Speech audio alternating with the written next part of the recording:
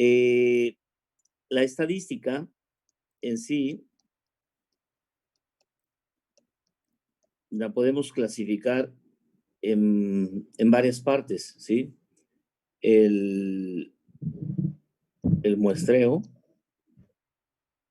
la estadística descriptiva, los métodos estadísticos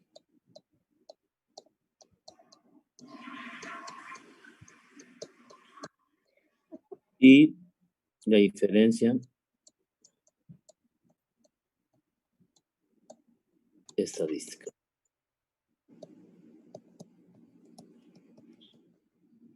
¿Sí? En términos muy generales, la estadística abarca todas estas partes: muestreo, estadística descriptiva, métodos estadísticos, inferencia estadística. ¿Sí? Aquí en esta parte de muestreo entra la parte de probabilidad como un tema muy importante. ¿Sí? Bien, ¿para qué sirve la estadística? Pues sirve para analizar datos, poder analizar datos, ¿sí? Ya sea cómo, cómo colectarlos, ¿sí? Cómo voy a colectar esos datos, o sea, cómo me voy a hacer de la información, ¿sí? Cómo los voy a resumir, porque los datos numéricos también se resumen, así como si, es decir, si yo les pusiera un conjunto de datos, por ejemplo, 100 datos numéricos y les dijera, háganme un resumen, a lo mejor alguien diría, este está loco, un resumen de números, pues, ¿cómo? ¿Qué le voy a resumir? Pues se resumen a través de la estadística, ¿sí? Los datos numéricos se resumen a través del estadístico. Aquí se analizan y acá se concluyen, ¿sí? Bien, la estadística es como si fuera una pirámide, ¿sí? En donde, o un pastel de muchos pisos, ¿sí? En donde aquí tendría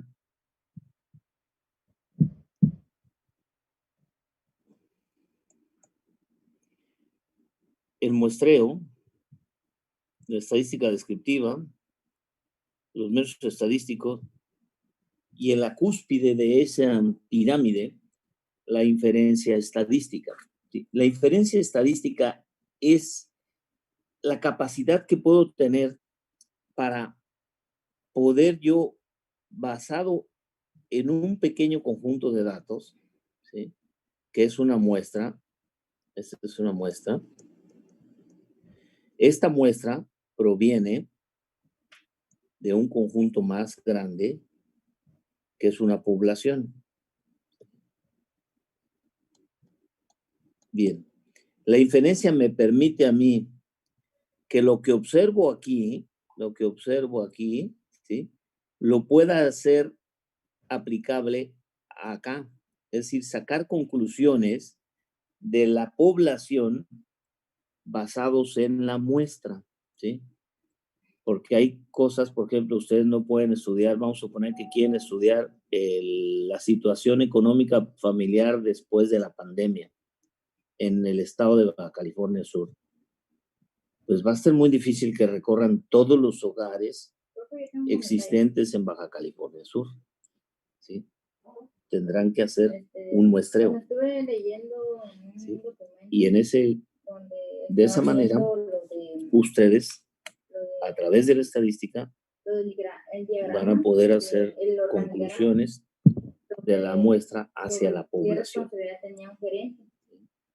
¿Hasta ahí alguna duda? Decía que para que una empresa sea... No, profe. Bien, observar la muestra para hacerlas aplicables a mi población se lleva a cabo a través de dos herramientas estadísticas, que son las pruebas de hipótesis o los intervalos de confianza, ¿sí? Bien, nosotros lo que estamos haciendo con la prueba de chi cuadrada es una prueba de hipótesis, ¿sí? Entonces les voy a explicar lo que es una prueba de hipótesis para que más o menos quede claro, ¿sí? Primero, lo primero que tenemos que tener en mente es lo que es una hipótesis, ¿sí? Y una hipótesis en general, ¿sí? Es una suposición, ¿sí? Acerca de algo, de lo que yo quiera, ¿sí? En el caso de la estadística, esta suposición es acerca de un parámetro, ¿sí? Entonces me imagino que ustedes en estadística no vieron lo que era un parámetro. ¿Y qué es la diferencia entre un parámetro y una estadística? ¿O sí lo vieron, jóvenes? Les explicaron eso. Decíamos, que uno de los objetivos o de las utilidades de la estadística es resumir los datos, ¿sí? Bien, entonces, los datos, ¿sí? Los datos se resumen,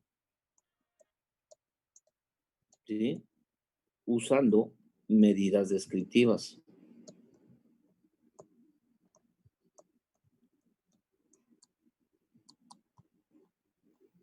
¿Sí? Medidas descriptivas, es decir, ¿qué medidas voy a usar para resumir mis datos? Bien, esas medidas descriptivas pueden ser de tendencia central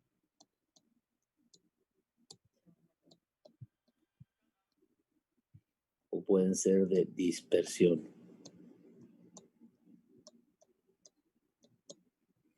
Y seguramente sí vieron que las medidas de tendencia central son la media, la mediana y la moda, y las que medidas de dispersión son la varianza, la desviación estándar, el rango, el coeficiente de variación, etcétera. ¿Eso sí lo vieron o no lo vieron? Sí, eso sí. Bien.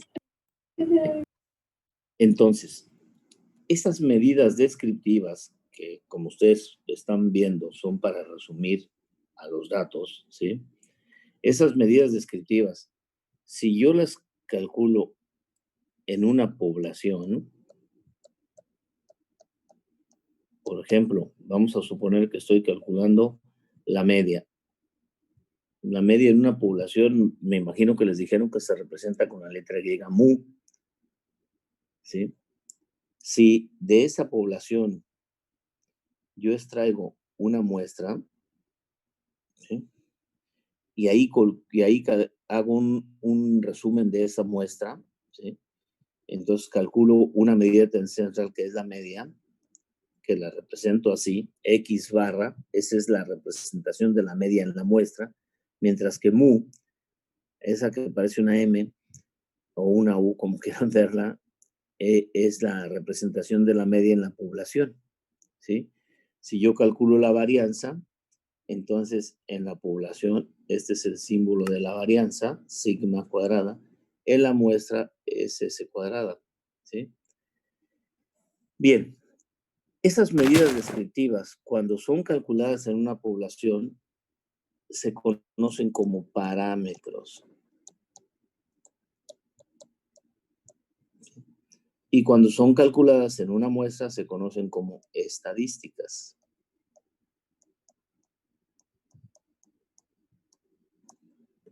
¿Sí? Estadísticas. Bien, entonces, cuando nosotros hacemos inferencia, ¿sí? Lo que tratamos de hacer es, basados en una estadística, tratar de llegar a estimar el parámetro, ¿sí? O sea, buscamos estimar el valor de un parámetro basado en una estadística, ¿sí? Bien, entonces me regreso y vamos a esto. Decíamos que la hipótesis en estadística es la suposición acerca de un parámetro, o sea, de una población, ¿sí? Bien, en términos generales, todas las pruebas de hipótesis, pues, son la mayoría sobre parámetros, pero hay algunos métodos estadísticos que no hablan de parámetros, o sea, que no hablan de medidas descriptivas en poblaciones, ¿sí? Y esas estadísticas o esos métodos estadísticos que no hablan de parámetros, o sea, de medidas descriptivas, usualmente los conocemos como estadística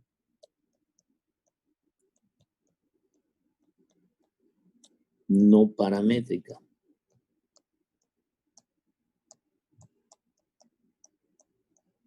Estadística no paramétrica, porque no habla de medias, no habla de desviación estándar, no habla de varianza, no habla de parámetros, se conoce como estadística no paramétrica. Bien, pues la prueba de chi cuadrada es una estadística no paramétrica, porque su hipótesis no me habla de un parámetro, o sea, la suposición que hace, aquí estoy diciendo que una hipótesis, una suposición, no es una suposición de un parámetro, ¿sí?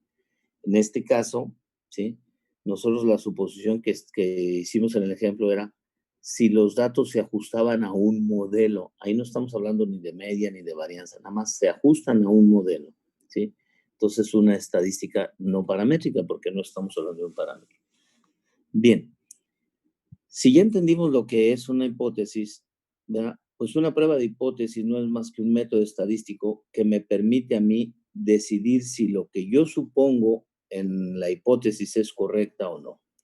Pero, como en estadística, siempre va a existir una probabilidad de que me equivoque en lo que concluya, ¿sí?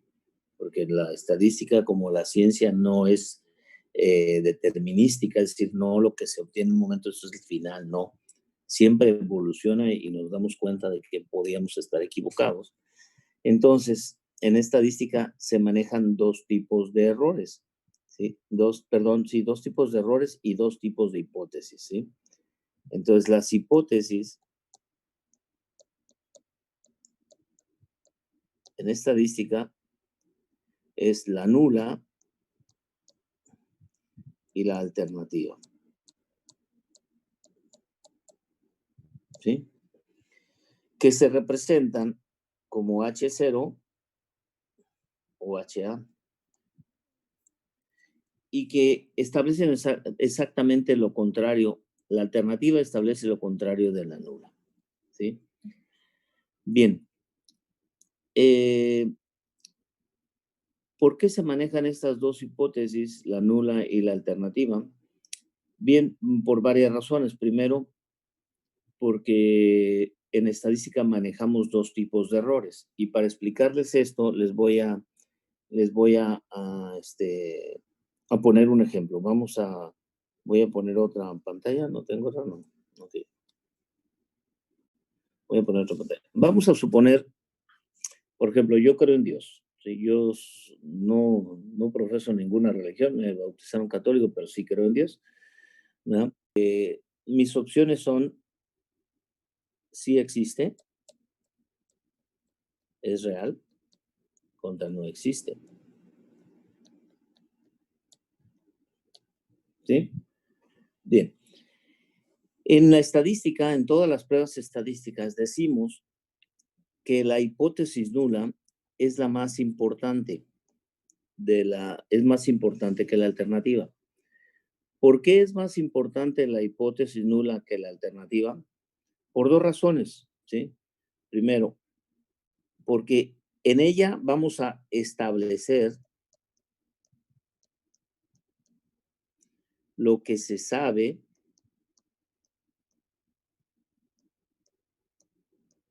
o se cree, ¿sí? Lo que se sabe o se cree hasta el momento, o sea, en ella establecemos lo que se cree. Y segundo, porque toda prueba de hipótesis, la prueba de hipótesis,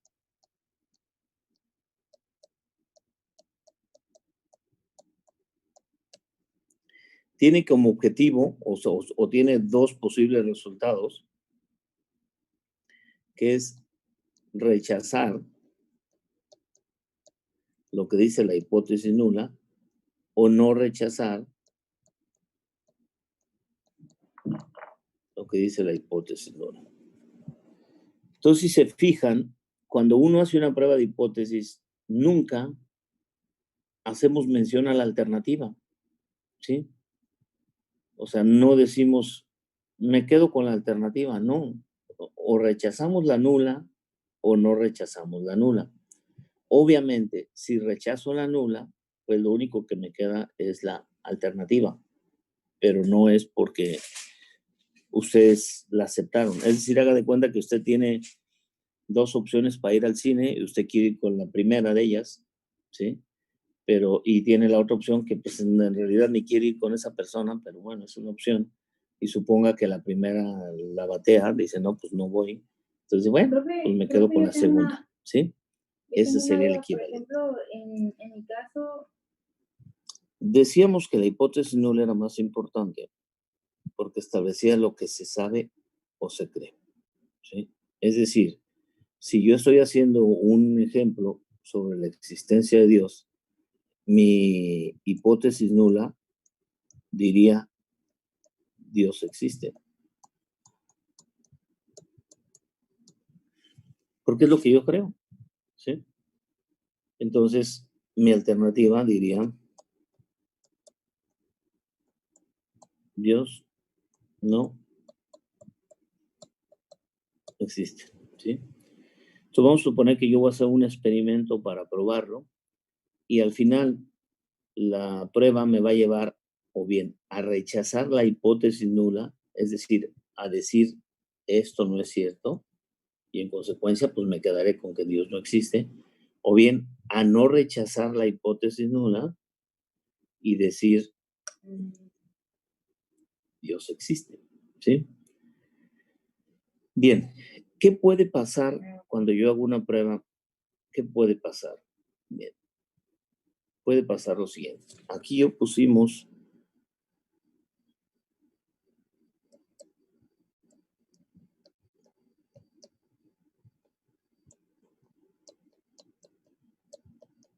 ¿sí?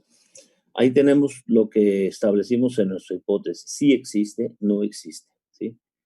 Y aquí voy a poner lo que voy a concluir con mi prueba de hipótesis. O rechazar o no rechazar, ¿sí? Bien, vamos a suponer que nuestro experimento nos pudiera permitir el morir, ¿sí? E ir nuestro espíritu, nuestra alma, como la quieran llamar, ir a otro lado y comprobar si realmente existe una presencia divina o simplemente no existe nada y que pudiéramos regresar y decir, no, fíjate que sí vi y sí existe o no, no existe. Vamos a suponer que yo hago, perdón, ¿me están escuchando, jóvenes? Sí, profe. sí, profe. Suponer entonces que pudiera ser una prueba, cualquiera que sea, ¿no? Hago el experimento aquí, me hago mi experimento mi prueba, mi experimento, me da como resultado que rechace la hipótesis nula. Es decir, si yo rechazo la hipótesis nula, entonces rechazo esto y voy a decir Dios no existe, ¿sí? Pero vamos a suponer que después yo dije, no, Dios no existe. Y como Dios no existe, pues no voy a seguir ni sus mandamientos, ni nada. Total, no hay nada más y voy a hacer lo que a mí me dé la gana, ¿no? Y vamos a suponer que después, con el paso del tiempo, ¿verdad? O cuando yo muera algo, me doy cuenta de que sí existía y yo lo rechacé. Entonces, si yo rechazo la hipótesis nula, cuando la hipótesis nula es correcta, ¿sí? Lo que hice fue cometer un error, ¿sí? Rechacé lo que yo creía y en realidad lo que yo creía era verdad. Cometí un error que en estadística le llamamos error tipo 1, ¿sí? El error tipo 1, le voy a llamar así ET1, ¿sí? Es rechazar la hipótesis nula, rechazar la hipótesis nula, cuando la hipótesis nula es cierta. Ese tipo de error, el error tipo 1, es el más importante de los dos que existen, ¿sí? Porque duele más rechazar en lo que ya se sabe o lo que ya se cree y equivocarse, ¿sí? Que rechazar lo que no se sabe, ¿sí? Entonces, si yo digo, caray, a lo mejor yo me pasé 60 años de mi vida creyendo en Dios y de pronto por cualquier cosa dejo de creer y me doy cuenta de que me equivoqué y sí existía, ¿no? Entonces, ¿cómo puede ser posible que haya cambiado lo que yo ya creía o lo que yo ya sabía? ¿Sí?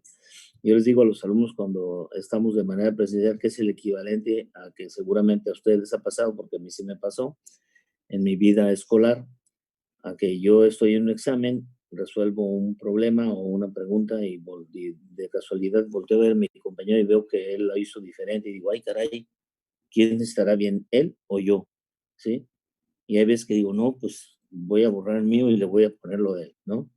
Y me doy cuenta, al fin, después de que me revisan el examen, que el que tenía razón era yo y no él. Entonces me va a dar más coraje porque voy a decir, caray, ya lo tenía yo y yo sabía que estaba bien porque le creía y cambié de opinión, ¿sí? O sea, rechacé lo que yo pensaba por lo de alguien más. Bien, ese es el error tipo 1 y se mide en términos de alfa, se cuantifica con lo que llamamos nivel de significancia, ese que yo les decía que puede ser del 0.05 o 0.01. Entonces, el nivel de significancia, ¿sí? Nosotros lo definimos, que se llama nivel de significancia. ¿Sí lo alcanzan a ver ahí en la pantalla esto que estoy escribiendo? Yo no, profe, se ve muy abajo. ¿Se ve muy abajo? Ok. Probabilidad. La probabilidad máxima de cometer. Se me cruzó aquí un comentario, un chat. De cometer un error tipo 1, ¿sí?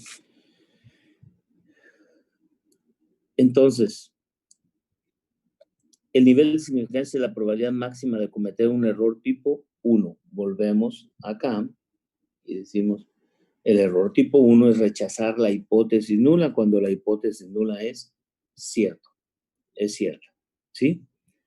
Bien, voy a continuar. Si mi experimento me llevó a rechazar la hipótesis nula, o sea, esta, ¿sí?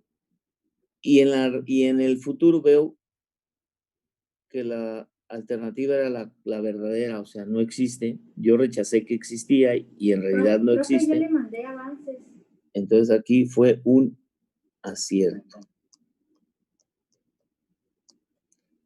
Y ese acierto se mide en términos de 1 menos alfa. ¿Hasta ahí alguna duda, jóvenes? Mi prueba estadística me lleva a no rechazar lo que dice la hipótesis nula, es decir, no rechazo esto, ¿sí? O sea, no rechacé que existía Dios y en realidad lo correcto es esto, o sea, que Dios sí existe. Entonces, lo que yo hice fue acertar. O sea, esto fue un acierto, porque no rechacé que Dios existía y comprobé que Dios sí existe después. Entonces, acerté, fue un acierto. Por otro lado, vamos a suponer que mi prueba me lleva a no rechazar la hipótesis nula y después me entero que la alternativa era lo correcto. O sea, yo me quedé con la nula y la correcta era la alternativa. Entonces, lo que hice fue cometer un error que llamamos tipo 2. Error tipo 2 y que se cuantifica como con lo que llamamos beta, en donde beta se define como la potencia de la prueba. ¿Sí ven a lo que estoy escribiendo o está muy abajo? ¿Lo ven? Está muy abajo, profe. ¿Pero se ve o no se ve en su pantalla? Yo no me lo veo leer, Ok. Vamos a Entonces, el error tipo 2, fíjense. ¿Sí? El error tipo 2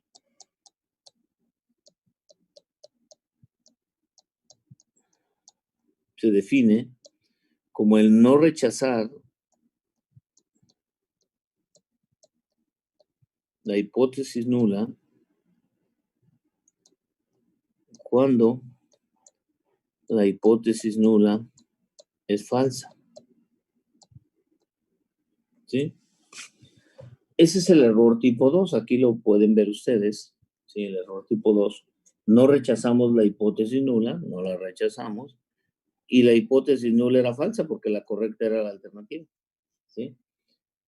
Bien, ese error es menos importante porque les decía, es como en el examen, ustedes tienen su respuesta y de casualidad voltean a ver a su compañero, porque no son, ustedes no copian, es de casualidad, voltean y dicen, ah, caray, tenemos respuesta diferente, pero ustedes se quedan con la suya porque ustedes dicen, no, yo creo que esa es la correcta.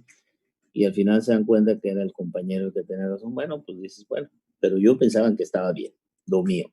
¿Sí? Se quedan con lo que ustedes creen. Eso duele menos que rechazar en lo que se cree. Ahora, tipo 1 del punto 0,5 o del punto 0,1 y uno decide cuál. Si eso es una probabilidad de error tipo 1, parecería absurdo. ¿Qué quieres? ¿Un 5% de error o un 1% de error? Es como si yo le dijera a alguien, ¿qué quieren que les mienta 5 veces de 100 o una vez de 100? Pues seguramente, si no, pues una vez de 100, ¿quién va a querer que me mienta 5? ¿Verdad? Entonces, parecería absurdo. Todo el mundo diría, pues, oye, ¿por qué escoger el 5% de error si puedo escoger el 1? Bueno, lo que pasa es que acuérdense que también hay un beta, que es la probabilidad de cometer un error tipo 2. Este es tipo 1. ¿Sí se ve ahí o estoy muy abajo? Sí se ve. Ok, y este es un tipo 2. ¿Sí? Sí, se ve. Bien. Al menos yo miro. El alfa y el beta, alfa, acuérdense, es el nivel de significancia y es la probabilidad máxima de cometer un error tipo 1. Y el beta es la potencia de la prueba y es la probabilidad máxima de cometer un error tipo 2. Son inversamente proporcionales. ¿Qué significa eso, jóvenes? Díganme. Cuando uno aumenta, la otra disminuye y viceversa. Así es. Cuando uno aumenta, el otro disminuye. Entonces, si yo le bajo aquí, le estoy aumentando acá. ¿Sí? Entonces, muchas veces uno dice, no le pongo un punto 0,1 porque mi beta se va a hacer más grande. Entonces, para no ser voy a hacer un poco más medido y le voy a poner un punto 0,5 para que mi beta no crezca tanto. ¿Sí? Y cuidar también de no cometer un error tipo 2. Ahora, el error tipo 1, decíamos, es el más importante porque es rechazar lo que yo creo. Pero hay ocasiones en que el error tipo 2 es más importante que el 1, ¿eh? Y entonces yo podría manejar niveles de alfa, si yo quiero, hasta de 0.40, de 40% de error tipo 1. ¿Ya? Les voy a poner un ejemplo. ¿Sí? Fíjense, el cáncer, ¿sí? Bueno, el cáncer hasta hace poco tiempo era una enfermedad letal, mortal. ¿Sí? Ahora se sabe que si se diagnostica a tiempo, se trata y todo, puede ser una enfermedad curable en algunos casos. Pero vamos a poner un cáncer de páncreas. ¿Sí? El pronóstico para un cáncer de páncreas es letal. Casi usted puede estar seguro que si tiene un cáncer de páncreas, se lo cargó la huesuda, ¿no? O sea, se va a morir. ¿Sí? Bien. Vamos a suponer, pues eso lo sabe, o sea, casi todo mundo, ¿no? O sea, los que han vivido un proceso, los médicos también dicen, híjole, está en el páncreas, vamos a poner algo medio loco. Vamos a poner que si consumes orina de caballo, mezclado con cebolla y ajo en ayunas, puedes aliviarte, ¿sí? Puedes aliviarte, ¿sí? Entonces, imagínense que pensáramos en una prueba de hipótesis, ¿sí? Donde yo tengo aquí rechazar, hipótesis nula, no rechazar, hipótesis nula. Y que pudiera ver si la hipótesis nula es correcta o la hipótesis alternativa, ¿sí? Entonces que alguien dijera, no inventes, o sea, como que orina de caballo, cebolla y ajo en ayunas, estás loco, ¿verdad? Yo no voy a rechazar lo que yo ya sé que es incurable. Entonces, no rechazo la hipótesis nula, me quedo aquí y como la hipótesis nula es correcta, pues al final, morí, ¿verdad? Quedé muerto, ¿sí? No me equivoqué, no rechacé la hipótesis nula cuando la hipótesis nula era cierto, ¿sí? Vamos a suponer, ¿sí? Que no rechazo la hipótesis nula, ¿sí? Que digo, no, no es cierto, esto ya es incurable. Y vamos a suponer que a donde yo voy también hay otros enfermos de cáncer de páncreas y otro que está ahí conmigo, ¿sí? Rechazó la hipótesis nula cuando la hipótesis nula era correcto. Es decir, usted rechazó el que era incurable, se puso a tomar la orina de caballo con cebolla y ajo en ayunas, y al final Tom se murió, ¿sí? Bien. Cometió un error tipo 1. Bien. Vamos a suponer que rechazó la hipótesis nula, ¿sí? Dijo, no, sí me puedo curar. Hizo el tratamiento ese y al final, aquí, sanó. Entonces, aquí acertó. Sí, gracias, profesor. Sí, yo sí me voy a curar y se pone a tomar eso. Y al final se muere, pues no pasó nada. Cuando menos el tiempo en que estuvo antes de morirse, a lo mejor vivió con la esperanza de salvarse. ¿Sí? En estos casos es el equivalente, haga de cuenta que un médico le dijera, híjole, fíjese que hay un tratamiento que están desarrollando para el cáncer de páncreas, pero ha funcionado en 3 de 100, ¿sí? ¿Qué le parece? ¿Lo intentamos? Yo le diría, inténtelo, 3 de 100, a lo mejor yo soy. De eso estamos hablando, jóvenes, cuando decía, perdón, ahora, algo más que tienen que saber es que todas las pruebas estadísticas utilizan funciones de densidad, ¿sí? Por ejemplo, la chi cuadrada es una densidad de probabilidad que se distribuye así, ¿sí? Aquí existe parte de 1 hacia números más grandes, positivos, ¿sí? Parte de 1, porque como es chi cuadrada, ¿sí? Entonces, perdón, parte de 0, perdón, parte de 0, de valores positivos, porque como es chi cuadrada, son puros valores positivos, ¿sí? Es una variable elevada al cuadrado, son valores positivos que va de 0 a 0. Bien, cuando hacemos una prueba de hipótesis, ¿sí? Nosotros lo que buscamos es hallar el área, ¿sí? Dividimos nuestra distribución de probabilidad en 2 áreas, ¿sí? Una que le llamamos zona de no rechazo,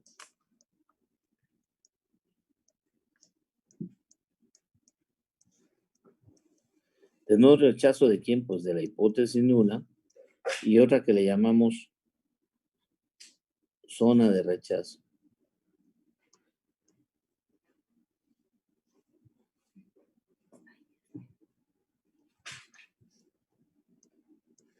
Calculada, ¿sí? Y observo que es mayor o igual a la de la tabla.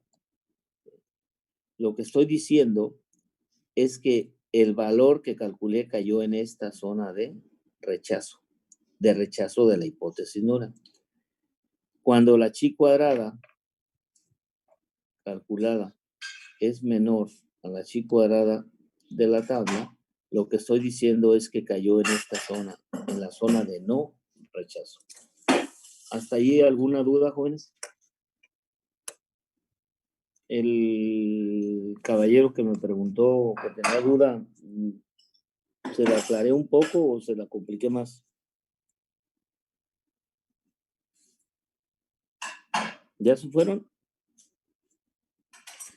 Aquí No, estamos. profe. Ah, perdón. Sí, creo. De una chi cuadrada es así como se la acabo de representar, ¿sí? Y en esa gráfica se divide en dos áreas. La de la derecha, la de la extrema derecha que marqué en rojo, es la zona de rechazo de la hipótesis nula y todo lo demás es la zona de no rechazo, ¿sí? El valor de la tabla lo que me está señalando, ¿sí? Este valor lo que me está señalando es el límite donde inicia la zona de rechazo, ¿sí? El límite, el valor que me delimita la zona de no rechazo de la zona de rechazo. Eso me lo da el valor de la tabla. Por eso cuando yo comparo la chi cuadrada calculada con la de la tabla, digo, si es mayor o igual, quiere decir que está aquí o acá, está cayendo en zona de rechazo de hipótesis nula. Por eso rechazo la hipótesis nula, ¿sí? En cambio, cuando la chi cuadrada calculada es menor a la de la tabla, es decir, está en esta área, fue menor a la de la tabla, está en una zona de no rechazo de la hipótesis nula, ¿sí? Por eso es que decimos que vamos a rechazar la hipótesis nula cuando la chi cuadrada calculada es mayor a la o igual a la de la tabla. Y si no lo es, pues entonces no rechazamos la hipótesis nula, ¿sí? Bien, hasta ahí, ¿dudas?